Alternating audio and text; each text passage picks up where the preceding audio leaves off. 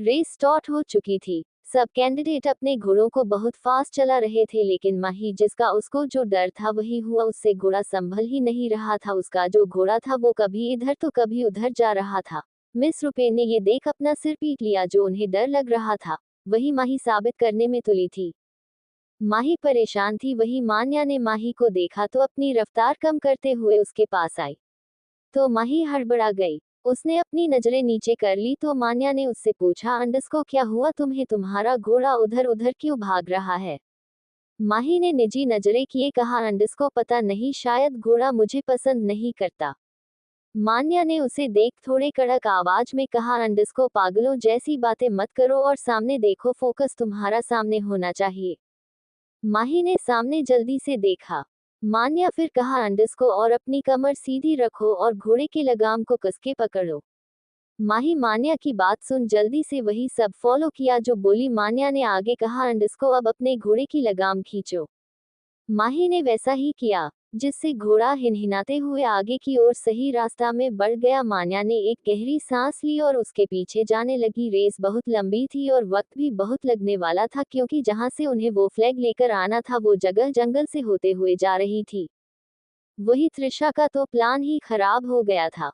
उसका दिमाग इतना खराब था कि वो जैसे तैसे घोड़े को संभाल के आगे जा रही थी। उसे घोड़ा चलाना तो नहीं आता था, क्योंकि उसने कभी सीखी ही नहीं यही चीज का। मोनिका त्रिशा का मजाक उड़ाते हुए बोली, अंडस्को ओह त्रिशा सोपुआ बेबी, तुमने तो बाहर बड़े बड़े डींगे मारे थे कि तुम ये लीग में चकाचौंध की नदियां बहा दोगी, तो क्या ऐसे चलाने वाली हो, उल्टा घोड़ा दौड़ा कर?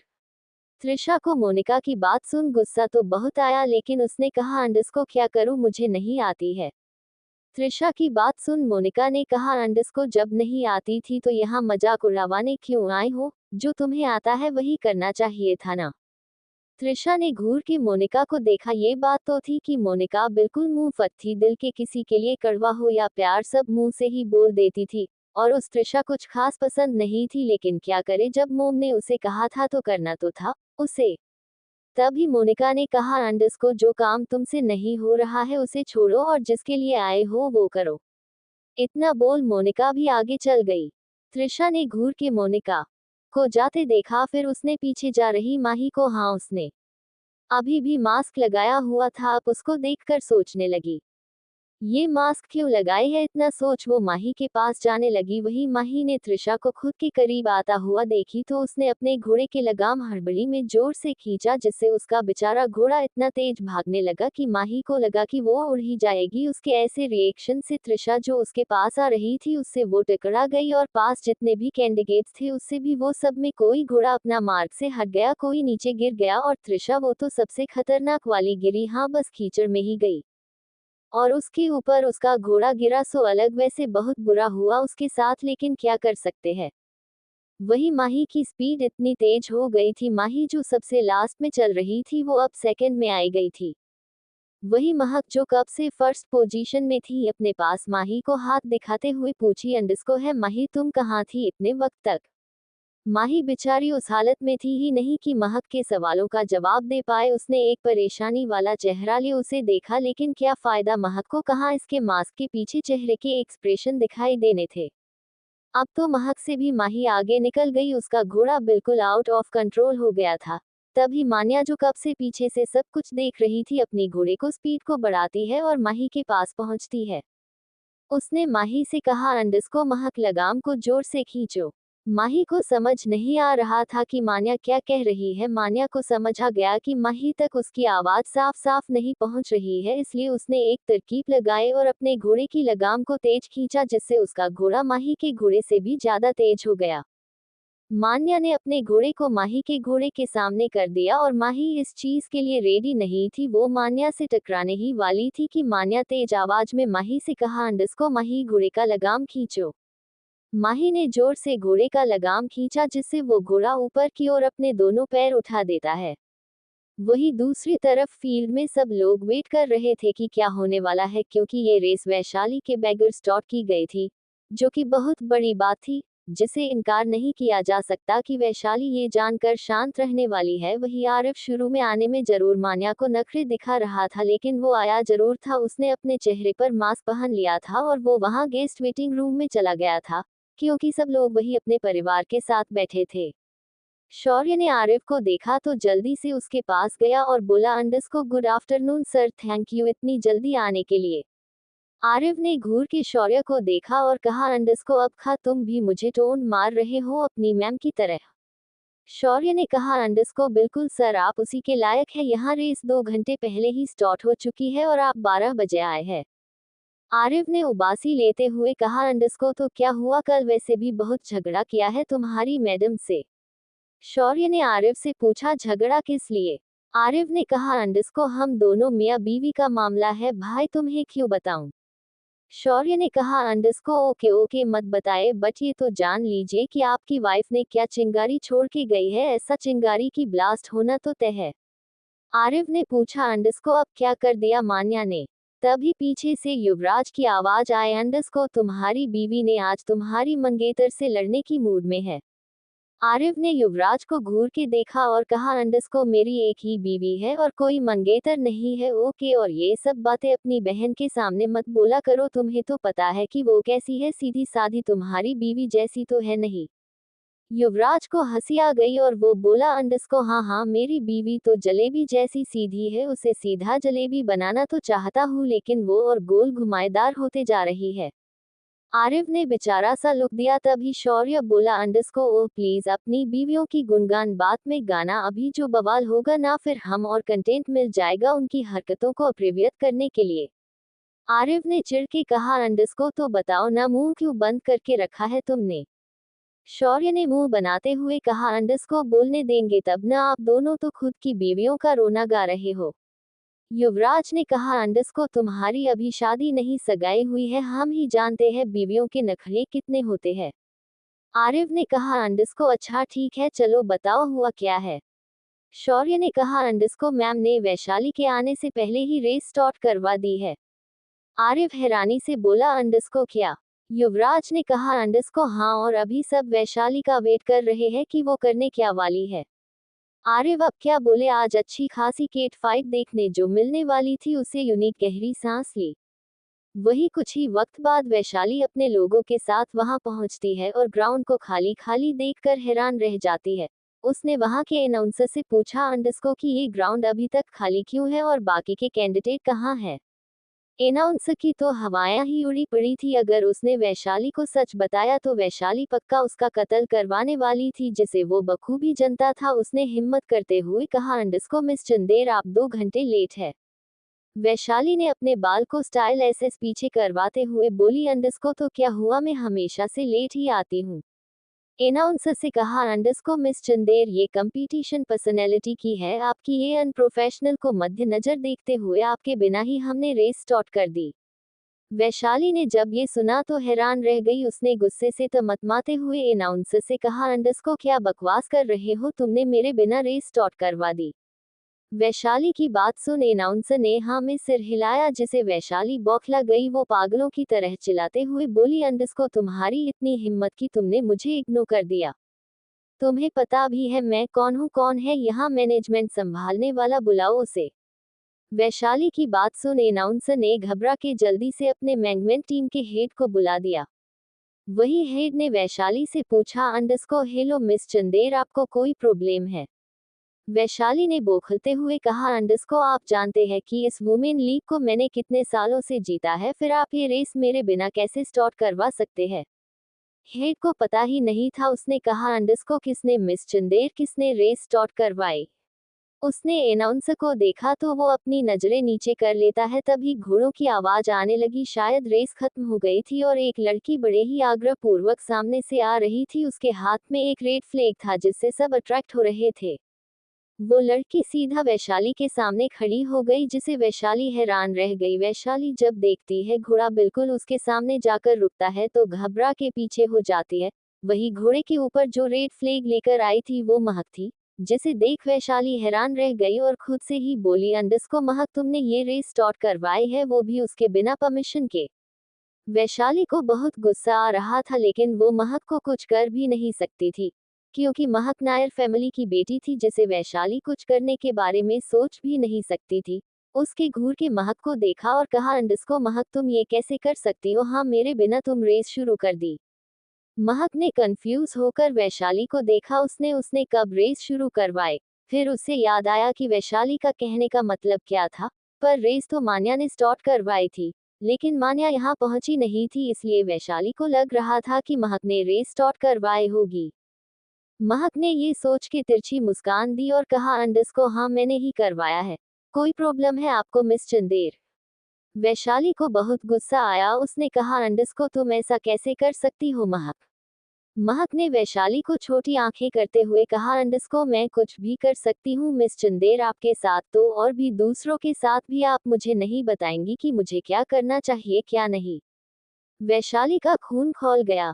महक की बात सुनकर जब से उसकी सगाई शौर्य से हुआ था तब से महक की जबान वैशाली के लिए कड़वा और तीखा ही था, और वैशाली चाहकर भी उसको बैकफायर नहीं कर पाती थी। लेकिन अभी अगर वैशाली ने कुछ नहीं कहा था तो उसके इज्जत पर बात आ जाएगी, जो वो बिल्कुल इस महक के लिए नहीं गंवाना चाहती थी। उसने इसलिए दांत पीसते हुए कहा, अंडरस्को ओके मिस नायर, मैं आपको ये नहीं बताऊंगी कि आपको क्या करना चाहिए क्या नहीं, लेकिन आपको इतना तो पता ही होगा ना कि वुमेन लीग में पहले जितने भी लोग इस लीग को जीते हैं उन्हें एक रिस्पेक्ट दी जाती है, पर आपके बिहेवियर से मुझे नहीं लगता कि आपको रिस्पेक्ट देना आता है। महक ने एक गहरी स्माइल के साथ कहा, अंडरस्को रिस्पेक्ट की आप बात कर रही है मिस चंदेर, रिस्पेक्ट मांगी नहीं कमाई जाती है। जो आपने ये शो जीतकर बना तो लिया लेकिन कमा नहीं पाए। मैं रिस्पेक्ट उसे देती हूँ जो प्रोफेशनल होकर सब काम करे, न कि अनप्रोफेशनली या अपने कैनवियंस के हिसाब से काम करे। तो I am very sorry miss Chander, मेरे नजरों में आपकी कोई इज्जत नहीं है।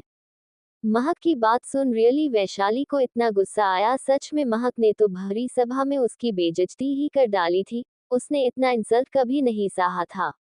वही शौर्य और आरिफ को महक पर इतना प्राउड फील हो रहा था कि उनकी सांसें फूलने से नहीं फूल रही थी कि लड़की उनके घर से थी। आरिफ इसके चेहरे पर ट्यूबलाइट जैसे चमक आ गई थी। उसने शौर्य से कहा, अंडरस्को मैं कुछ सालों से घर क्या नहीं गया, मेरी बहन तो इतनी तीखी और इतनी मुंह पर बोलने वाली बन गई है। शौर्य ने हंसते हुए आरिफ से कहा, अंडरस्को सर मुंह फट तो वो पहले से थी, अब उसने खुद ये स्किल को और ज्यादा पोलिश कर लिया है। आरिफ ने स्माइल की सामने चल रही कन्वर्शन को देखने लगा। तभी युवराज ने परेशानी से फील्ड में देखा। उसे लगभग सब दिख रहे थे, लेकिन माही और मान्या अभी तक नहीं पहुंचे थे। उसे इतना तो पता था माही को घुड़सवारी उतने ठीक से नहीं आती, लेकिन वो कर लेती है। लेकिन मान्या वो कैसे अभी तक नहीं आई? उसमें तो इतना पोटेंशियल है कि वो सबको हराकर फर्स्ट पोजीशन हासिल कर ले। लेकिन मान्या को न देख युवराज हैरान था। उसने आरिफ से पूछा, अंडरस्को अपनी बहन का बाद में तारीफ करना, पहले ये देखो मान्या और माही अभी तक लौटे क्यों नहीं है? आरिफ ने जब ये सुना तो उसे भी शक हुआ था। उसने शौर्य को पता लगाने के लिए बोला, वो भी पता लगाने चला जाता है। तभी वो जल्दी से बाहर आता है और कहता है, अंडरस्को सर उनके घोड़ों पर जो सेंस लगे थे वो कनेक्ट नहीं कर पा रहे हैं। आरिफ और युवराज ने जब ये सुना तो हैरान रह गए। उसने शौर्य से कहा, अंडरस्को क्या, लेकिन कैसे क्या हुआ? शौर्य ने कहा, अंडरस्को सर मैं यहाँ के मैनेजमेंट टीम के हेड ऑफिस गया था, वहाँ से मैंने मान्या मैम और मिस माही की इंफॉर्मेशन दी तो उन्होंने घोड़ों में लगे हुए सेंस को कनेक्ट करने की कोशिश की, लेकिन वो अभी तक कनेक्ट नहीं हो पाए हैं। उन्होंने बताया शायद वो दोनों इस आइलैंड के दक्षिणी इलाके में चले गए हैं जहाँ एक बड़ी सी खाई है। शौर्य की बात सुन आरिफ और युवराज के कान खड़े हो गए। उसने जल्दी से हरकत में आए और आरिफ ने ऑर्डर देते हुए कहा, अंडरस्को जल्दी से जल्दी मान्या को और माही को खोजने का इंतजाम करो, मैं अभी की अभी उन दोनों को सामने लाना चाहता हूँ। शौर्य ने हाँ में सिर हिलाया और वहां से चला गया। वही युवराज, वो तो बहुत ज्यादा परेशान था। उसने खुद को कंट्रोल करने की कोशिश की लेकिन उससे हो नहीं पा रहा था। निकोलैंड आइलैंड सेफ प्लेस तो थी, लेकिन उसका दक्षिणी इलाका बिल्कुल भी सेफ नहीं था। अगर ये बोला जाए जिस खाई की शौर्य ने बात की है वो अगर मौत की खाई बोली जाए तो गलत नहीं होगा, क्योंकि निकोलैंड आइलैंड एक समंदर के बीचों बीच था, लेकिन उसके बगल के कुछ आइलैंड थे वो एक बहुत बड़ा खतरा था कि वो खाई से डिवाइड की जाती थी, क्योंकि वहां पर बहुत ज्यादा ब्रूटल लोग रहते थे। इट्स मीन्स वो लोग जो अपने आइलैंड में कोई भी डिवाइन एंड रूल अलाउड नहीं करते थे। वो न कोई देश का पार्ट रहता था, न ही किसी के नियमों के अंदर। उन लोगों का खुद का नियम था, खुद के कानून थे, और सबसे बड़ा उनका कानून के उल्लंघन था किसी भी बाहरी लोग का उनके आइलैंड में जाना, उनके जमीन में पैर भी रखना। अगर वो ऐसा करते थे उनके साथ क्या होता था वो बस वो आइलैंड के लोग ही जानते थे, क्योंकि वो उनके साथ क्या करते थे वो वही जानते थे, क्योंकि कोई भी वहां पर गया जिंदा तो वापस नहीं आया, ना ही मुर्दा आया। और यही बात युवराज को सता रही थी। आरिफ ने बड़े मैच्योरिटी से युवराज को संभालते हुए कहा, अंडरस्को काम डाउन युवराज, वो कोई आम लड़कियां नहीं है, दे बोथ आर फाइटर, और ये हम अच्छे से जानते हैं अपनी वाइफ्स के बारे में कि वो कितनी खतरनाक है, इसलिए उनकी उतनी टेंशन मत लो। युवराज ने हाँ में सिर हिलाया और बोला, अंडरस्को I believe them Arif, but घबराहट तो होती है ना। आरिफ को भी युवराज की बात सच लगी। उसने भी सोचा, हाँ दोनों कितनी भी ताकतवर क्यों न हो, लेकिन जंगलों के लड़ने के कोई नियम नहीं होते, वो लोग कुछ भी कर सकते हैं, जिसे हराना उन दोनों के लिए आसान नहीं होगा, लेकिन को टेंशन लेकर बैठकर कुछ नहीं सकता था, इसलिए उसने जल्दी से वहां के सारे लोगों को जल्दी से मान्या और माही के खोजने में लगा दिया। वही महक से वैशाली अभी भी ड्रेसिंग रूम में लड़ने पहुंच गई थी। अंडस्को, महक तुम ऐसा कैसे कर सकती हो, हाँ तुम्हें पता है ना मैं तुम्हारी भाभी, फिर भी ऐसा बिहेवियर तुम मुझे दिखा रही हो, तुम्हें पता है तुम्हारी ये हरकत मिस्टर नायर को पता चलेंगी तो कैसा लगेगा उन्हें। महक अब वैशाली का रोना सुन परेशान हो गई थी। उसने झलाते हुए कहा, अंडस्को ओ प्लीज वैशाली, कब तक रोओगी, कब से तो जीत ही रही थी ना, एक बार में जीत गई तो तुम्हें इतना रोना क्यों आ रहा है। वैशाली ने कहा, अंडस्को बात जीतने हारने का नहीं, बात यहाँ मेरा रेस में न होने का है। महक ने अपने हाथ पोंछते हुए कहा, अंडस्को तो तुम टाइम से आया करो, हर चीज में भाग मिलने लगेगा, इसलिए अभी के लिए मेरे सामने ये रोना गाना बंद मार दो and please get lost. Vaishali के महक का ये एरोगेंस बिल्कुल भी पसंद नहीं आई। उसने कहा, अंडस्को तुम बहुत रोऊंगी महक, जिस दिन तुम्हें मैं एक ऐसा झटका न दे दिया न जिससे तुम चूर चूर होकर टूट जाओ, तब मुझे याद कर लेना, क्योंकि टैक टाइम इट्स में टू बिहाइंड टू हैपन। महक ने वैशाली से कहा, अंडस्को तुम्हें जो करना है करो, इससे मेरा वॉर तो नहीं, खुद का तो खराब तो तुमने जरूर किया है, if you want to do take then तुम करो, कर याद जिस दिन तुमने ये काम किया उस दिन वो बर्बाद किया है। वैशाली वहां से चली जाती है। वही शौर्य भी वही आया था। उसने वहां देखा तो कि वो लड़की गई थी, तो वो अंदर गया जहां महक अपना फेस वॉश कर रही थी। तभी शौर्य उसको आवाज देकर बुलाया, अंडस्को महक, मुझे तुमसे कुछ बात करनी है। महक ने कहा, अंडस्को हाँ बोलो। तो शौर्य ने कहा, अंडस्को तुम घर चली जाना। महक ने पूछा, अंडस्को क्यों, तुम नहीं आ रहे हो क्या। शौर्य ने कहा, अंडस्को नहीं, वो एक प्रॉब्लम आ गई है। महक ने पूछा, अंडस्को कैसी प्रॉब्लम। शौर्य ने कहा, अंडस्को वो मिस मान्या और माही नहीं आए हैं अभी तक, और अभी उनके हाउस मैंने सेंस लगा वो भी सिग्नल नहीं दे रहा है। महक ये सुन हैरान रह जाती है। शौर्य ने कहा, अंडस्को इसलिए मुझे यहाँ पर रहकर जांच पड़ताल करानी है, इसलिए तुम घर जाओ ओके। इतना बोल वो जाने लगता है। महक कुछ कहना चाहती थी लेकिन वो शौर्य को बोल नहीं पाई। वही मान्या और माही के खोए हुए 5 घंटे से ज्यादा हो चुका था, लेकिन अभी तक उनके बारे में कोई खबर नहीं आई थी। वही आरिफ का गुस्से से बुरा हाल था। उसने अपने सारे सोर्सेज लगा दिए थे, लेकिन वो अभी तक कुछ पता नहीं लगा पाया था। आरिफ ने अपने मुंह में से सिगरेट को हटाते हुए धुआं छोड़ा और परेशानी भरे स्वर में कहा, अंडस्को कहाँ हो मान्या तुम, मैं परेशान हूँ तुम्हारे लिए। 5 घंटों से मान्या और माही की सर्च किया जा रहा था, लेकिन उन दोनों के बारे में किसी को कुछ नहीं पता चल रहा था। वही शौर्य एक रूम की ओर जाता है और डोर खोल अंदर जाता है। तभी वहां से आरिफ की बड़ी खतरनाक और सर्द आवाज शौर्य को सुनाई पड़ी, अंडस्को मान्या का कुछ पता चला। शौर्य ने अपनी नजरें नीचे कर ली और बड़े ही दुखी भाव से कहा, अंडस्को नो सर, उनके बारे में कुछ पता नहीं चला। वही रूम युवराज भी बैठा हुआ था। वो कब से शांत था, जब से माही और मान्या गायब हुई थी तब से उसने एक शब्द नहीं कहा था। वही शौर्य ने आगे कहा, अंडस्को शायद हमें इस आइलैंड के दक्षिणी इलाके पर जाकर छानबीन करनी होगी। युवराज ने जब ये सुना तो वो उठ गया अपनी जगह से और वो बोला, अंडस्को इसकी कोई जरूरत नहीं है। शौर्य ने हैरानी से युवराज को देखा। वही आरिफ भी युवराज को देख रहा था। शौर्य कुछ कहता उससे पहले ही आरिफ युवराज से कहा, अंडस्को तुम कुछ कहना चाहते हो युवराज। आरिफ की बात सुन युवराज ने कहा, अंडस्को तुम्हें कुछ अजीब नहीं लग रहा है। आरिफ ने पूछा, अंडस्को कैसा अजीब। युवराज ने कुछ कहना चाहा ही था कि शौर्य का फोन बजने लगा। आरिफ और युवराज ने शौर्य की ओर देखा, जो शौर्य ने जल्दी से कॉल उठाया क्योंकि हेड ऑफिस से फोन था। उसने कॉल उठा के बोला, अंडस्को हाँ क्या खबर है। फिर दूसरे तरफ से बात सुनाई दी तो शौर्य खुश हो गया और बोला, अंडस्को ओके ओके, हम जल्दी ही वहां आते हैं। शौर्य ने आरिफ और युवराज की ओर देखकर कहा, अंडस्को मैम और माही मिल गई, वो अभी हॉस्पिटल में है। आरव और युवराज को ये सुन सांस में सांस आई थी, लेकिन हॉस्पिटल का नाम सुन उन दोनों जैसे चेहरा फिर से गंभीर हो गया था।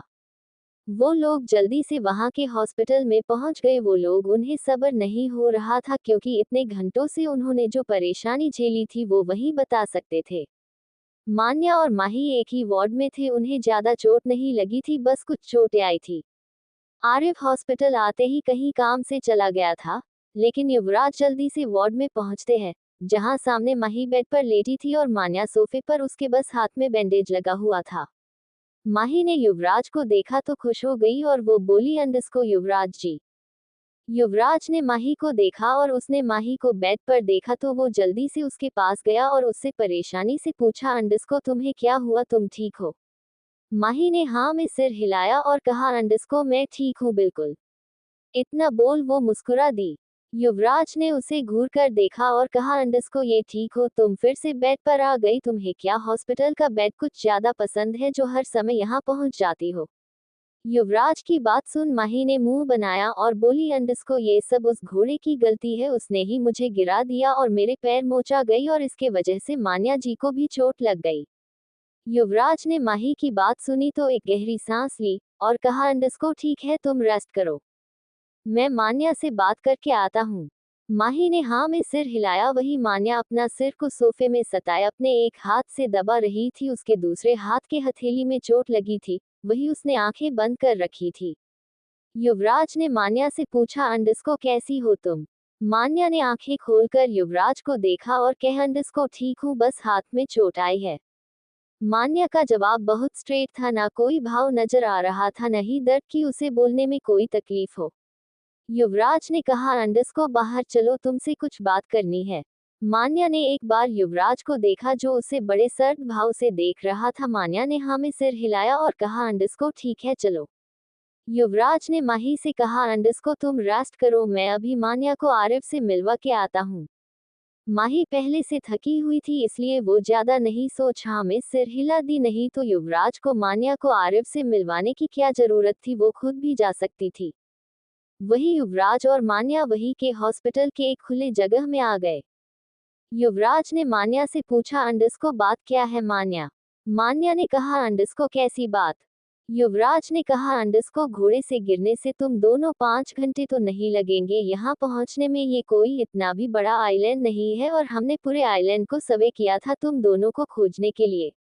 मान्या ने कहा, अंडस्को तुम लोग पागल हो, जब मैं थी अकेले माही के साथ तो इतनी ज्यादा टेंशन लेने की जरूरत नहीं थी, बस माही पर अटैक हुआ था। युवराज हैरानी से मान्या से पूछा, अंडस्को क्या? मान्या ने कहा, अंडस्को हाँ, माही घोड़े से गिरने के बाद बेहोश हो गई थी, मैं उसे अपने घोड़े पर लेकर आ रही थी तभी हम पर अटैक हुआ था। युवराज ने जल्दी से कहा, अंडस्को किसने करवाया था? मान्या ने उबासी लेते हुए कहा, अंडस्को तुम्हारी फेक सो कॉल्ड मोम ने। युवराज ने कहा, अंडस्को तुम्हें कैसे पता चला? मान्या ने कहा, अंडस्को ओ गॉड, तुम कितने बड़े बेवकूफ हो। युवराज तुम्हें समझ नहीं आया, तुम्हारी मोम ने त्रिशा को बुलाया है तो कोई तो प्लान होगा ही, इसलिए मैं ये लीग में पार्टिसिपेंट किया है जिससे तुम्हारी वाइफ की रक्षा कर सको। युवराज को मान्या की बात पर 1% भी भरोसा नहीं था। माही के कारण मान्या ये लीग में पार्टिसिपेंट तो करने से रही, वो बस बात को गोल गोल घुमा रही थी। लेकिन मान्या ने पार्टिसिपेंट किया क्यों था, इसका जवाब तो बस मान्या ही दे सकती थी, लेकिन माही पर अटैक हुआ था ये सुन वो माही के लिए परेशान होने लगा तो मान्या ने उससे कहा, अंडस्को तुम इतना टेंशन मत लो, तुम्हारी वाइफ कभी कभी बेवकूफ़ी करती है, लेकिन जिस दिन उसका दिमाग ठनका तो वो कुछ भी कर सकती है, बस अभी उस पर ध्यान दो और बोलो ज्यादा बचपना न करने। युवराज ने घूर मान्या को देखा, क्योंकि ये मुसीबत को मान्या ने ही उसके गले बंधा था। उसने हाँ कहा और वहां से चला गया। माही के पास वही मान्या ने गहरी सांस ली, अभी वो हॉस्पिटल के टेरेस में थी। उसके मन में क्या चल रहा था वो वही जानती थी। उसने उस सुंदर से निकोलैंड आइलैंड को देखा जहां सामने तो जंगल था, लेकिन उसके दूर दूर तक समुंदर था। मान्या ने एक गहरी सांस ली ही थी कि उसे महसूस हुआ कोई उसके पीछे है। वो मुड़ के देखती, उससे पहले ही उसने अपने बाहों में भर लिया। वो चुप थी और खाली आंखों से सामने की ओर देख रही थी। तभी उसके पीछे से आवाज आई, अंडस्को तुम ऐसा क्यों करती हो मान्या? वो आवाज आरिफ की थी। उसके आवाज में मान्या को साफ समझ आ रहा था कि वो बहुत ज्यादा गुस्से में है, क्योंकि जब भी आरिफ परेशान और फ्रस्ट्रेट रहता है तभी वो मान्या को तुम कहकर पुकारता था, वरना वो तो हमेशा आप करके बुलाता था उसे। आरिफ की बात सुन मान्या ने कहा, अंडस को तुम नाराज हो मुझसे। आरिफ ने अपनी पकड़ उसके कमर पर और कस दी, जिससे पता चल रहा था कि आरिफ कितने ज्यादा गुस्से में था। मान्या की बात सुन आरिफ ने कहा, अंडस को बहुत बहुत ज्यादा तुम्हें लगता क्या है, मुझे कुछ समझ नहीं आ रहा है कि तुम करना क्या चाहती हो। मान्या, तुम युवराज को झूठी कहानी सुना सकती हो, मुझे नहीं। मान्या ने सामने की ओर देखा और कहा, अंडस को वो मेरी चीज है, मुझे खुद से हैंडल करने दो। आरिफ, तुम इसमें इंटरफेयर प्लीज। मान्या की बात सुन आरिफ को इतना गुस्सा आया कि उसने मान्या को अपनी ओर घुमा दिया। मान्या ने आरिफ को देखती है जिसके चेहरे पर गुस्सा साफ साफ नजर आ रहा था। वो इतना खतरनाक दिख रहा था कि कोई भी उसके सामने होता तो कोई भी डर के मर जाता, लेकिन मान्या को किसी से डर नहीं था। उसने बेखौफ आरिफ को देखती है जिसने मान्या को बड़े कस के पकड़ा हुआ था। मान्या को देख आरिफ ने कहा, अंडस को don't do this Manya, you know मैं कितना ज्यादा खतरनाक हूँ।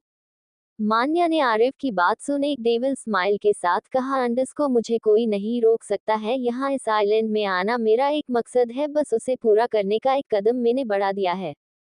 मान्या की बात सुन आरिफ ने उसे घूरते हुए कहा, अंडस को तुम्हें क्या लगता है ऐसा करने से तुम्हें वो मिल जाएंगे जिसे तुम खोजने में लगी हो, तुम समझती क्यों नहीं हो मान्या, हर चीज का फैसला जसवादों से नहीं लिया जा सकता है। आरिफ की बात सुन मान्या चुप थी, उसने कुछ नहीं कहा। फिर उसने आरिफ की ओर देखकर कहा, अंडस को तुम नहीं समझोगे आरिफ, मैं किस जगह से खुद को खींचकर यहाँ लाई हूँ वो जगह तुम इमेजिन भी नहीं कर सकते। इतना बोल उसने आरिफ के हाथ को अपने कंधों से हटाया और कहा, अंडस को मैं तुम्हारे लड़ाई में साथ हूँ आरिफ, तलवार तो मिल जाएगी लेकिन मेरी लड़ाई खुद से है जिसमें मैं तुम्हें शामिल नहीं करना चाहती। इतना बोल वो जाने लगती है तो आरिफ ने मान्या का हाथ पकड़ लिया और बिना पीछे मुड़े ही मान्या से कहा, अंडस को ठीक है मैं तुम्हारे साथ नहीं रहूंगा लेकिन तुम्हें हर चीज मुझसे शेयर करनी होगी, मुझे पता होना चाहिए कि तुम क्या करने वाली हो। आरिफ की बात सुन मान्या ने कहा, अंडस को अब से 100 काम करूंगी, हर चीज में तुम्हें बता नहीं सकती आरिफ, तुम मेरे हस्बैंड और तुम्हें मेरी टेंशन है मुझे पता है, लेकिन जो मैं करना चाहती हूँ बस मेरा है, किसी को उसमें मैं शामिल नहीं करना चाहती हूँ। इतना बोल वो आरिफ से अपना हाथ छुड़वा लेती है और वहां से चली जाती है। आरिफ मान्या की बात सुन परेशान था। मान्या उसकी बात समझने की कोशिश ही नहीं कर रही थी, बस खुद के जिद से आगे बढ़ रही थी। उसे समझ नहीं आ रहा था जो वो करना चाहती है वो कितना ज्यादा खतरनाक है। आरिफ ने पहले भी 2 बार मान्या को माना किया था लेकिन मान्या नहीं सुनी। उसने यही बात को मान्या के ब्रेन से भी मिटाने की कोशिश की थी कि वो ये बात भूल जाए, लेकिन शायद उसके ये करने से उसे कुछ और ही याद आ गया था जो आरिफ बिल्कुल नहीं चाहता था। मान्या की हिफाजत करना अब आरिफ की फर्स्ट प्रायोरिटी थी। उसने खुद से कहा, अंडस को तुम इसमें मुझे शामिल करो या ना करो मान्या, मैं तुम्हें अकेले यहाँ से छोड़कर जाऊंगा नहीं, इसके लिए मुझे कुछ भी करनी क्यों न पड़ जाए। वही शौर्य भी जल्दी ही अपने विला पहुंचता है। महक कब से शौर्य का वेट कर रही थी, शौर्य को आता देख वो जल्दी से उठ जाती है और शौर्य के पास जाकर बोलती, अंडस को शौर्य तुम आ गए, मिस मान्या और माही का क्या हुआ, वो मिले। शौर्य ने कहा, अंडस को हाँ वो मिल गए, बस हल्की सी चोट लगी थी उन्हें और कुछ ज्यादा हुआ नहीं। महक ने शौर्य से कहा, अंडस को शौर्य मुझे तुम्हें कुछ बताना था। शौर्य ने कहा, अंडस को आई डोंट नो, पर एक बात मैं तुम्हें कब से बताना चाहती थी, अगर तुम ये युवराज जी तक पहुंचा दोगे तो सही होगा।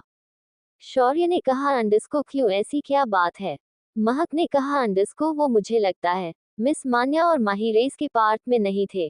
माही शायद रेस में ही थी लेकिन मान्या वो शायद ये रेस कर ही नहीं रही थी। मैंने सुना था कि मिस मान्या हर चीजों में एक्सपर्ट है एंड हॉर्स राइडिंग में तो और ज्यादा, लेकिन माही का जब घोड़ा अनबैलेंस होकर आगे बढ़ने लगा तो मिस मान्या जो शायद कहीं जाने के प्लान में थी वो माही के पास पहुंच गई। मैंने उनसे पूछा भी था कि उन्हें कोई हेल्प चाहिए क्या, लेकिन मिस मान्या ने माना कर दिया था और माही वो तो शायद चोट के कारण वहीं बैठी रही कुछ देर तक, क्योंकि उन्होंने कहा वो उठ नहीं सकती, उनके पैर में मोच आए हैं। मैंने सोचा ठीक है इसलिए वो वहां से चली गई, लेकिन जब तुमने कहा कि वो मिल नहीं रही है तो मैंने तुम्हें बताना चाहा लेकिन तुम चले गए, मुझे लगा तुम पता लगा लोगे और देखो तुमने उन्हें खोज भी लिया। शौर्य तो महक की बात सुन हैरान था। महक को एहसास नहीं था उसने कितनी बड़ी बात उसे बताई थी। अगर मान्या और माही वही थे तो मान्या और माही 5 घंटों से कहाँ गायब थे। इतनी जरूरी बात वो कैसे आरिफ को बताए बिना रह सकता था। वही महक आगे बोली, अंडस्को अब वो दोनों कैसे है? शौर्य ने जल्दी से कहा, अंडस्को महक मैं अभी एक कॉल करके आता हूँ, ओके बाद में बात करेंगे। महक ने शौर्य का बिहेवियर देखा तो अजीब लगा। उसने शौर्य को जाने दिया। वही शौर्य ने आरिफ को कॉल किया। तभी शौर्य जल्दी से बोला, अंडस्को सर मुझे आपको। शौर्य अपनी बात खत्म करता उससे पहले ही आरिफ बोला, अंडस्को मुझे पता है तुम किस बारे बात कर रहे हो, मुझे सब पता है, लेकिन अभी ये बात यही रहे। मैं नहीं चाहता घर तक ये बात पहुंचे, नहीं तो तुम्हें भी पता है क्या हो सकता है। शौर्य आरिफ की बात सुन हाँ में सिर हिलाया और वो फोन कट कर देता है। त्रिशा अभी अपने रूम में बैठे अपने बालों में हेयर डाई कर रही थी और माही को भला बुरा कहते हुए बोल रही थी, अंडस्को पागल लड़की, मेरे पूरे बाल खराब कर दिए उसने। पता नहीं ये युवराज को कैसी लड़की से शादी करवा दिया उसकी माँ ने, मुझे उस कीचड़ में गिरा दिया। अगर अभी मुझे उस युवराज का काम नहीं होता तो मैं कभी नहीं आती। इतना बोल वो गुस्सा हुई कोस ही रही थी कि उसके रूम का डोर नॉक हुआ। त्रिशा बुरी तरीके से चिढ़ गई और अपने आप से ही बोली, अब पता नहीं कौन आया होगा। इतना सोच वो गेट खोलती है तो हैरान रह जाती है और कहती है, अंडस्को आंटी आप यहाँ। सामने माया खड़ी थी, उसके एक्सप्रेशन कुछ ज्यादा अच्छे नहीं थे। उसने रूड टोन में कहा, अंडस्को हाँ अंदर चल कर बात करे। त्रिशा ने अपने बालों को देखा फिर कहा, अंडस्को हाँ ठीक है बट अभी मैं अपने बाल सुखा रही थी। ये सुन माया चिढ़ गई और गुस्से ने त्रिशा पर भड़कते हुए कहा, अंडस्को प्लान फेल हो गया और तुम्हें अपने बाल सुखाने का टेंशन है। त्रिशा ने माया को गुस्सा करते हुए देखा तो जल्दी से बोली, अंडस्को नो नो आंटी वो मैं अभी शावर लेकर आई हूँ सो। माया ने कहा, अंडस्को तुम यहाँ मजे करने आए हो? हाँ जो करने को बोला था वो तो हुआ नहीं तुमसे। त्रिशा ने अपनी सिर को झुका लिया। माया अब अंदर आकर बैठ गई और त्रिशा भी उसको गुस्सा आ रहा था माया के ऊपर क्योंकि उसके कारण वो फंस गई थी बिल्कुल। उसने धीरे से कहा, अंडस्को आंटी अब हम क्या करें? माया ने रूम का हाल देखा, साफ पता चल रहा था त्रिशा यहाँ के लग्जरी को साफ साफ बड़े अच्छे से यूज कर रही थी। माया ने त्रिशा पर टोन मारते हुए कहा, अंडस्को अरे बेटा मैं तुम्हें क्या बताऊं, क्या करना है कर तो रही हो यहाँ। ऐसो आराम की जिंदगी फ्री में मिल रही है, तुम्हें कुछ करने की क्या ही जरूरत है। त्रिशा ने माया की बात सुनी, गुस्सा तो बहुत आ रहा था उसे लेकिन क्या करे, गलती तो हुई थी उससे इसलिए चुपचाप सुन रही थी। माया ने अब परेशान होते हुए कहा, अंडस्को अब पता नहीं क्या करूंगी मैं। इन्होंने मुझे साफ साफ वार्निंग दी हुई है, अगर कोई लड़की वहां तक नहीं पहुंचे तो वो हमें कहीं का नहीं छोड़ेंगे। त्रिशा को माया की बात समझ नहीं आया, उसने कहा, अंडस्को कौन नहीं छोड़ेगा आंटी? माया को अब होश आया कि वो क्या बोल गई। उसने कहा, अंडस्को तुम्हें ये जानने का बड़ा शौक है, तुम्हें जो काम करने को कहा था वो तो किया नहीं तुमने। एक सिंपल सा काम कहा था मैंने तुमसे कि माही के यहाँ के दक्षिणी इलाके में ले जाने को, लेकिन नहीं ये भी तुमसे नहीं हो पाया। माया को बात सुन अब त्रिशा और नहीं चुप रह पाई। उसने कहा, अंडस्को आंटी आप सारा दोष मुझे नहीं दे सकती है, मैंने कोशिश की थी लेकिन। माया ने उसके सामने अपना हाथ आगे करते हुए कहा, अंडस्को मुझे कोई फालतू का एक्सक्यूज नहीं सुनना है। इतना बोल वो खड़ी हो गई और बोली, अंडस्को जब तक मैं न कहूँ कोई दूसरे कोई कंपटीशन में भाग लेने के बारे में सोचना भी मत। 10 बार मौका मिला था उसमें भी पता नहीं किसने हमें मौका मिले हमारे काम को अंजाम देने के लिए। माया की बात सुन त्रिशा ने हाँ में सिर हिलाया। माया वहां से चली गई। वही दूर से उन्हें कोई देख रहा था लेकिन माया के अपने तरफ आता देख वो अनजान पर छाई फिर से छुप गया। माया के उस कॉरिडोर में कुछ लगा कि कोई उसको देख रहा है लेकिन उसने ध्यान नहीं दिया। वही वो अनजान पर छाए उसे देखती गई। वही युवराज अभी हॉस्पिटल में था, उसने सारे मेडिकल फॉर्म भर के माही को विला लेकर आ गया था। वही माही फिर से युवराज के गोद में थी, उसने युवराज को एक तक देखे जा रही थी। उसने कुछ अभी तक कहा नहीं था कि युवराज की आवाज आए, अंडस्को फ्री की राइड बहुत एंजॉय कर रही हो ना तुम? युवराज की बात सुन माही होश में आए और वो बोली, अंडस्को हाँ क्या? युवराज ने उसे देखा और टोन मारते हुए कहा, अंडस्को यही फ्री की राइड कैसी लग रही है आपको? मैडम रोज गिरते पड़ती तो रहती हो, अब मुझे ये टेंशन सताने लगा कि मुझे अपना ऑफिस छोड़ के तुम्हारा नैनी बनना पड़ेगा तुम्हारा बेबी सिटिंग करने के लिए। युवराज की बात सुन माही ने घूर के युवराज को देखा और कहा, अंडस्को अच्छा तो बन जाए मेरे नैनी, छोड़ दो काम धंधा, वैसे भी सारा काम तो आपकी बहन मिस मान्या करती होंगी, आप तो मुफ्त का मोफिलिया छीलते होंगे। माही की बात सुन युवराज ने घूर के माही को देखा और कहा, अंडस्को अच्छा तुम्हें लगता है मैं काम नहीं करता और मैं एक कामचोर हूँ।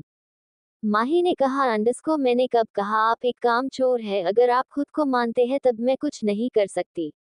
युवराज ने माही को गुस्से से घूरा। माही थोड़ा घबरा गई, उसने फिर बात संभालते हुए कहा, अंडस्को पर आप मेरी बातों को गलत मत समझिए, मैंने मूंगफली छीलने की बात इसलिए की क्योंकि मिस मान्या इतनी टैलेंटेड आपको काम करने का मौका कहाँ देती होंगी। इतना बोल उसने एक झूठी स्माइल कर दी। युवराज ने एक गहरी सांस ली और कहा, अंडस्को बहुत ज्यादा बोलने लगी ही तुम, जरा संभल कर, अभी तो जाने दे रहा हूँ, बाद में ये ज्यादा हुआ तो समझ लेना युवराज कितना काम चोर है। माही ने जल्दी से अपना सिर झुका लिया। वही युवराज ने उसे बेड पर लेटा और उसको स्ट्रिक्टली वार्न करते हुए कहा, अंडस्को आराम करो, डॉक्टर ने अभी कोई भी काम करने से मना किया है। माही ने उदासी से हाँ में सिर हिलाया क्योंकि उसे पता था कि वो अब 2 दिन तक कोई भी कंपटीशन में पार्ट ले ही नहीं सकती थी। युवराज ने आगे कहा, अंडस्को अच्छा तुम सो जाओ, मैं कुछ काम करके आता हूँ। माही ने हाँ में सिर हिलाया। वही बाहर कब से युवराज का असिस्टेंट दिनेश इंतजार कर रहा था। जब युवराज को आता हुआ देखा तो जल्दी से उसके पास बोला, अंडस्को सर आपने मुझे बुलाया। युवराज ने हाँ में सिर हिलाया और बोला, अंडस्को हाँ। युवराज ने उसे वही सोफे में बैठने को कहा। दिनेश बैठ गया। वही युवराज ने कहा, अंडस्को तुम्हें पता है माही पर अभी अटैक हुआ था। मुझे पता है मेरी मॉम ने ही ये सब करवाया है, लेकिन मैं उनके साथ कुछ नहीं कर सकता है, ये तुम जानते हो। मान्या ही उनके साथ कुछ भी करने का हक रखती है। दिनेश ने हाँ में सिर हिलाया, लेकिन युवराज की बात सुन दिनेश ने कहा, अंडस्को लेकिन सर आपकी वाइफ के साथ उन्होंने इतनी बड़ी प्लानिंग की, आपको ऐसा क्या मजबूरी है जिससे आप उनका कुछ नहीं बिगाड़ सकते। दिनेश की बात सुन युवराज की मुठिया कस गई, लेकिन उसने कुछ कहा नहीं। तब मोनिका विला में एंटर करती है। वो लिविंग हॉल से गुजर ही रही थी कि युवराज ने उसे टोका, अंडस्को तुम फिर आ गई यहाँ, अपनी मोम के पास क्यों नहीं चली जाती आज तुम। मोनिका ने युवराज को इतनी झलाहट भरी आवाज सुनी तो मुस्कुरा उठी। उसने युवराज को देखा जो उसे ही घूर के देख रहा। उसने कहा, अंडस्को अरे तुम्हें नहीं पता, मैं तो तुम्हारी जासूसी करने आई हूँ। अरे मोम को भी तो पता चले उनका बेटा अपने बंदर जैसे असिस्टेंट के साथ मिलकर क्या प्लानिंग प्लॉटिंग कर रहा है। युवराज ने उसको बात सुनी तो गुस्से में उसके पास जाते हुए पूछा, अंडस्को चाहती क्या हो तुम दोनों माँ बेटी क्यों पड़ी हो माही के पीछे। मोनिका ने उसे देखा। युवराज रियली गुस्सा था, उसे बहुत ज्यादा गुस्सा आ रहा था। उसने कहा, अंडस्को देखो मुझे तुम्हारी वाइफ से कोई मतलब नहीं, मैं अपना काम कर रही हूँ, जो मेरा है मेरा काम था मैंने वो किया, अब मोम अपना काम कर रही है, सिंपल बात। मोनिका की बात सुन युवराज उसे घूरते हुए कहा, अंडस्को जब तुम्हें मतलब नहीं है तो तुम क्यों उसके पीछे पड़ी हो। मोनिका ने कहा, अंडस्को मैं उसके पीछे नहीं पड़ी हूँ, बस समझा रही हूँ, जो तुम्हें न समझ आ रहा है ना ही तुम्हारी वाइफ को बेवकूफी की तरह यहाँ आ गए हो। मोनिका की बात युवराज के बिल्कुल समझ नहीं आ। उसने कहा, अंडस्को क्या क्या कहना चाहती हो तुम। मोनिका ने कहा, अंडस्को कुछ अपना काम करो और मुझे भी करने दो, गुड नाइट। मोनिका की बात सुन युवराज गुस्सा में बौखला रहा था, लेकिन उसने खुद को शांत किया क्योंकि वो गुस्सा था, इसलिए उसे कुछ समझ आने भी वाला नहीं था, इसलिए उसने वही उसे छोड़ के अपने रूम में आ गया। मोनिका ने युवराज को जाते हुए देखा, फिर गहरी सांसें लेते हुए सामने देखी जहां दिनेश ने मोनिका को घूर के देख रहा था। क्योंकि मोनिका ने उसे बंदर कहा था, उसकी हिम्मत कैसे हुई उसे बंदर बोलने की। मोनिका उसे देख कहा, अंडस्को क्या आंखों से ही कत्ल करने का इरादा है तुम्हारा। मोनिका अभी मस्ती में दिनेश की कहा, उसे पता था दिनेश को प्रोवोक करेगी तो दिनेश चिढ़ेगा ही। दिनेश ने चिढ़ते हुए कहा, अंडस्को मुझे आपको देखने का मन नहीं है तो कत्ल तो दूर की बात है।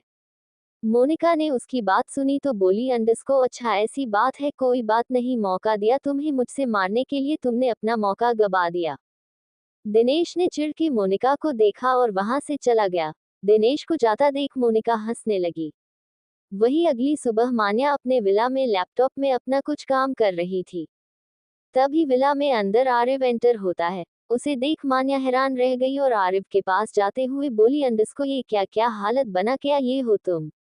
आरिफ ने घूर के मान्या को देखा और कुछ नहीं कहा। आरिफ के कपड़ों में यहाँ तक पूरा हाथों में खून खून लगा हुआ था। मान्या पहली बार आरिफ को ऐसे देख रही थी, वरना ऐसी हालत में वही पाई जाती थी। वैसे मान्या ने आरिफ को घूरते हुए कहा, अंडस्को अब बताओगे तुम किसका खून करके आए हो? मान्या की बात सुन आरिफ ने मान्या का हाथ पकड़ लिया और उसे सामने करते हुए कहा, अंडस्को इन हाथों को चोट पहुंचाने वाले हाथों को मौत के घाट उतार के आया हूँ। मान्या हैरान रह गई। उसने आरिफ की बात सुन गुस्से में कहा, अंडस्को क्या कह रहे हो आरिफ, तुम अभी दक्षिणी टाम्पू गए थे? आरिफ ने कुछ नहीं कहा और आगे बढ़ने लगा तो मान्या ने कहा, अंडस्को आरिफ बताओ क्यों गए थे तुम वहां, जब तुम्हें पता है वहां कितना खतरा है? आरिफ ने गुस्से में मान्या से कहा, अंडस्को वही तो मैं तुम्हें समझा रहा हूँ मान्या, जो तुम कर रही हो वो एक खतरा है। आरिफ की बात सुन मान्या ने झालते हुए कहा, अंडस्को वो दोनों चीज अलग है आरिफ। आरिफ ने कहा, अंडस्को मेरे लिए कुछ अलग नहीं है, जब बात तुमसे जुड़ा हो तुम अपनी मनमानी कर रही हो, तो मैं अपनी मनमानी करूंगा, जो तुम्हें हाथ भी लगाएगा वो नहीं बचेगा। इतना बोल वो गुस्से में अपने रूम में चला गया। मान्या हैरान थी। आरिफ को वो अब कैसे समझाए कि वो जो कर रही है उसे करना जरूरी, लेकिन आरिफ वो तो सुनना भी नहीं चाहता कि बात क्या है। मान्या को आरिफ को रोकना होगा उससे पहले कि वो मान्या के रास्ता में आए। उससे पहले उसे आरिफ को मनाना पड़ेगा, लेकिन कैसे, वो वही सोच रही थी। वही 2 दिन बीत जाते हैं। ये 2 दिनों में आरिफ ने मान्या से जरा सा भी बात करने में इंटरेस्ट नहीं दिखाया। ये देख मान्या को बड़ा गुस्सा आ रहा था, लेकिन वो कुछ करेगी तो पक्का आरिफ और ही गुस्सा होने वाला था। वही वो दोनों ब्रेकफास्ट कर रहे थे। आरिफ ने थोड़ा सा भी उससे बात नहीं की था। मान्या उसे घूर घूर के खा रही थी। तभी मान्या के फोन बजा। उसने फोन उठाया और कहा, अंडस्को हाँ बोलो रेहान। वही दूसरी तरफ से रेहान ने कुछ कहा, जिससे मान्या का चेहरे पर खुशी की एक लहर दौड़ पड़ी। मान्या को जब से रेहान के फोन से कॉल आया था तब से वो बहुत ज्यादा खुश थी। वही आरिफ टीवी देख रहा था। वो बहुत ज्यादा नाराज था मान्या से, लेकिन मान्या तो आरिफ के बारे में सोच ही नहीं रही थी और अपने लैपटॉप में घुसी कुछ काम कर रही थी। वो तो अब आरिफ को मानने के बारे में भूल ही गई थी। जैसे आरिफ भी आज जानबूझ के मान्या से जरा सा भी बात करने की कोशिश नहीं की थी। वो भी मान्या को जताना चाहता था कि वो बहुत ज्यादा नाराज है उसके फैसले से, लेकिन जब उसने देखा मान्या उसे देख भी नहीं रही है और अपना ही काम किए जा रही है, ये भी फर्क नहीं पड़ रहा है कि उसका पति उससे नाराज है। लेकिन मान्या को कहाँ फर्क पड़ रहा था, वो तो आरिफ को फुल इग्नोर कर रही थी, जैसे कि वो एक्सेस ही नहीं करता। ये देख आरिफ को बहुत गुस्सा आया। उसने टीवी बंद करके रिमोट वहीं पटकी और मान्या को घूरते हुए ऊपर अपने रूम में चला गया। मान्या ने उसे एक नजर देखा और मुस्कुराते हुए फिर से अपने लैपटॉप में काम करने लगी। अगले दिन युवराज माही के फिर से वुमेन लीग कंपटीशन में लेकर जा रहा था, क्योंकि 2 दिन हो चुके थे एंड 10 कंपटीशन में पार्ट लेना ही था और माही ने बस एक ही कंपटीशन में भाग लिया था, जो कि अभी के लिए बहुत कम था उसके लिए। वैसे वो ठीक तो नहीं हुई थी, लेकिन जब उसने देखा यहाँ इस लीग में खाना बनाने का भी कंपटीशन है तो उसने झट से उसे सेलेक्ट कर लिया और युवराज को मानने लगी कि युवराज पहले तो मना नहीं खोली। माही बस खड़ी हो सकती थी, प्रॉपर चल भी नहीं सकती थी, लेकिन माही को वो खड़े रहने भी क्यों दे उतनी देर खाना बनाना, वो भी खड़े रहकर, ये भी तो उसके पैरों के लिए अच्छा नहीं ही होगा ना। लेकिन माही ने युवराज को मना ही लिया। युवराज ने माही को देख कहा, अंडस्को जल्दी खाना बनाना वहाँ, क्योंकि तुम लेट करोगी तो और देर तक तुम्हें खड़ा रहना पड़ेगा। तुम्हें मैं 20 मिनट ज्यादा देर तक खाना बनाने नहीं दे सकता हूँ। माही ने युवराज की बात सुन हैरानी से कहा, अंडस्को क्या 20 मिनट? मुझे कंपटीशन जितना है, हारना नहीं है। 20 मिनट उसमें क्या ही मैं बनाऊंगी, और मैं आराम से खड़ी रह लूंगी 1-2 घंटा तक। युवराज ने माही को देख कहा, अंडस्को नहीं, जो मैंने कहा वही तुम्हें करना पड़ेगा, समझी? माही ने घूर के युवराज को देखा और मन में बोली, अंडस्को कैसे है ये? हाँ, हमेशा धौंस जमाना है इनको, मेरी तो पड़ी ही नहीं है। 3 कंपटीशन ऑलरेडी हो चुके हैं और मैंने एक भी नहीं जीती ही। ऐसा ही रहा तो मैं फाइनल में नहीं जा पाऊंगी। युवराज ने उसे देख कहा, अंडस्को घूरना बंद करो और सोचो 20 मिनट में तुम क्या बना सकती हो। माही ने उसे देख मुंह बनाते हुए कहा, अंडस्को क्या ही बनेगा, बस आपके वो चटपट चीजें। माही खुद में ही बोल रही थी। युवराज ने उससे कहा, अंडस्को क्या कहा तुमने? माही ने उसे देख एक फेक स्माइल के साथ कहा, अंडस्को जी क्या बनाऊं, आप ही बता दो। युवराज ने माही को देख कहा, अंडस्को ज्यादा कुछ नहीं, एक अच्छा सा बिरयानी और रायता बना देना। माही ने घूर के युवराज को देखा जो उसके मजे ले रहा था। वो दोनों जल्दी ही कंपटीशन के एरिया में पहुंच गए। माही उतर ही रही थी, युवराज ने उसे रोक लिया और कहा, अंडस्को रुको। माही ने पीछे मुड़ उससे पूछा, अंडस्को क्या हुआ?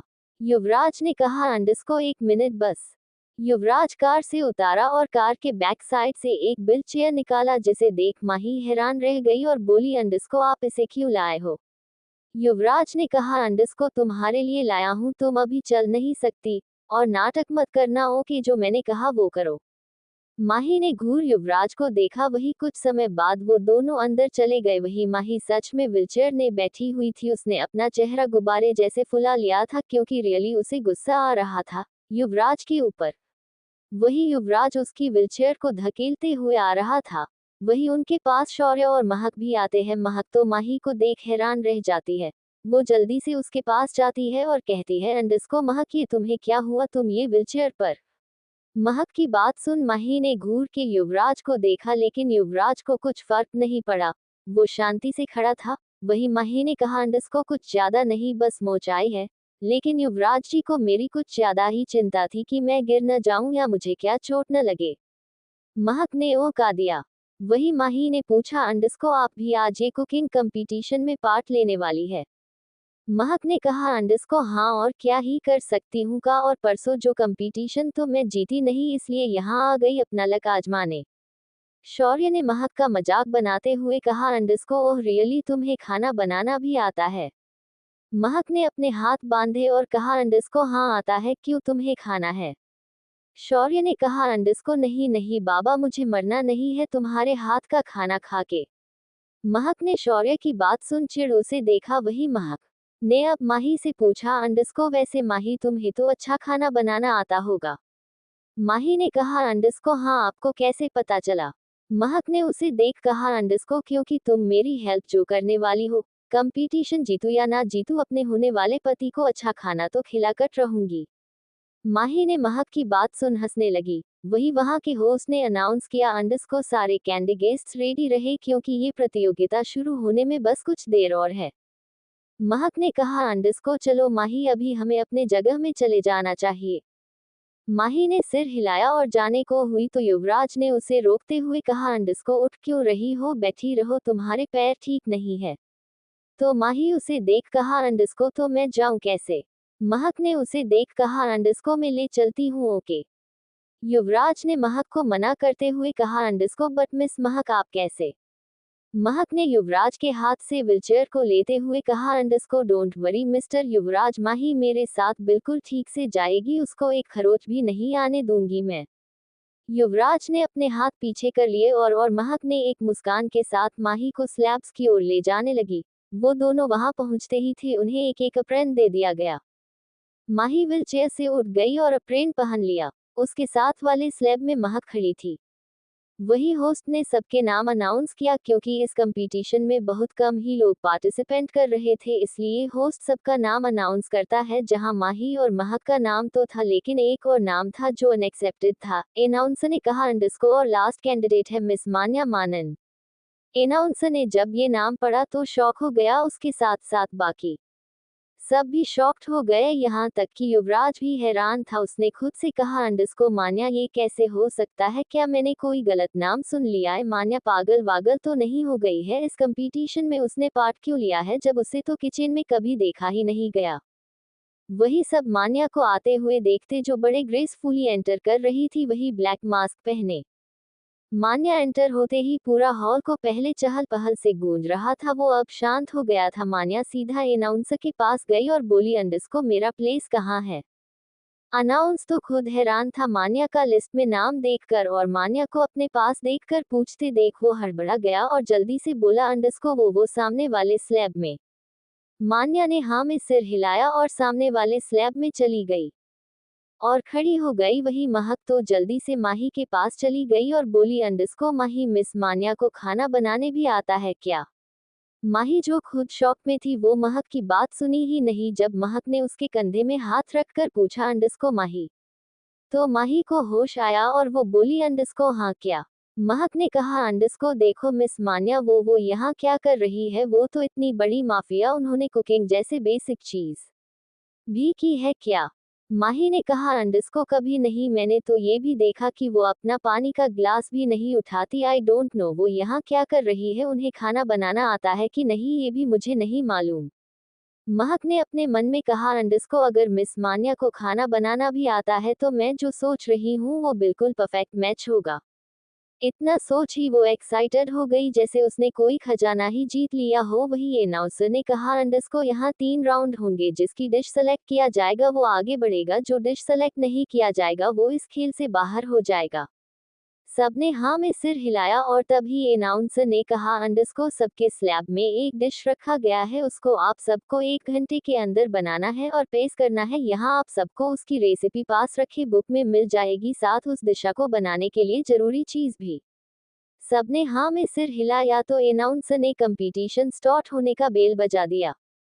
वही सब लोगों ने डिश को देखा, उसे टेस्ट किया। माही को तो समझ आ गया कि कैसे बनाना, इसलिए उसने जल्दी से कुकिंग स्टार्ट कर दी। महक भी पहले डिश टेस्ट करती है और डिश को बनाने के जुट जाती है। सब लोग अपना डिश को बनाने में लग गए थे, लेकिन बस मान्या ही थी जो डिश बना नहीं रही थी, बस रेसिपी बुक के ध्यान से पढ़े जा रही थी, जिसे सब नोटिस कर रहे थे। सबको तो समझ नहीं आ रहा था कि मान्या यहाँ आए क्यों, उसे कहाँ खाना बनाने आता होगा। और माही को ऐसे रेसिपी बुक को ओनली पढ़ता हुआ देखते हैं तो अच्छे से समझ जाते हैं कि मान्या को कुछ नहीं आता, उससे कुछ नहीं हो सकता था। हाँ, मान्या को डिश बनाने नहीं आता था, लेकिन ऐसा नहीं था कि वो कुछ कर नहीं सकती थी। मान्या ने आरिफ के पनिशमेंट के कारण ठीक तरह से कुकिंग तो सीख ही ली थी, और जो मान्या को मिसअंडरस्टूड कर रहे थे वो अभी धोखे में जी रहे थे, क्योंकि मान्या उन्हें बोलने का मौका तो नहीं देने वाली थी। मान्या ने पूरा रेसिपी पढ़ डाली और बुक बंद कर अपनी आंखें बंद की और एक गहरी सांस ली। उसने फिर आंख खोला जहां उसने घड़ी की ओर देखा, जहां 10 मिनट ऑलरेडी बीत चुके थे। मान्या ने फुर्ती दिखाई और सब सामान को इकट्ठा करने लगी। वही सब मान्या को काम करते देख हैरान थे, क्योंकि मान्या रियली खाना बनाने जो जा रही थी। वही शौर्य तो वहां से हट के जल्दी से आरिफ को कॉल लगता है, लेकिन वो कॉल नहीं उठाता। उसने बार बार आरिफ को कॉल किया तो उसकी दूसरी तरफ से आरिफ को अलसाई हुई आवाज आए, अंडस को क्या हुआ शौर्य, इतनी सुबह सुबह कॉल क्यों कर रहे हो। शौर्य ने आरिफ की बात सुनी तो चिढ़ते हुए कहा अंडस को, सर सुबह दिन के 12 बज रहे हैं, आप अभी तक सोए हैं और आपकी वाइफ यहाँ आकर खाना बना रही है। आरिफ जो अपने डिफेंस में कुछ बोलने ही वाला था कि वाइफ खाना बना रही है, सुन आरिफ हैरान रह गया और बोला अंडस को क्या। तो शौर्य ने कहा अंडस को, ये सर मैम आज कुकिंग कंपटीशन में भाग ली है, आप जल्दी से यहाँ आए। आरिफ तो ये सुन हैरान ही हो गया।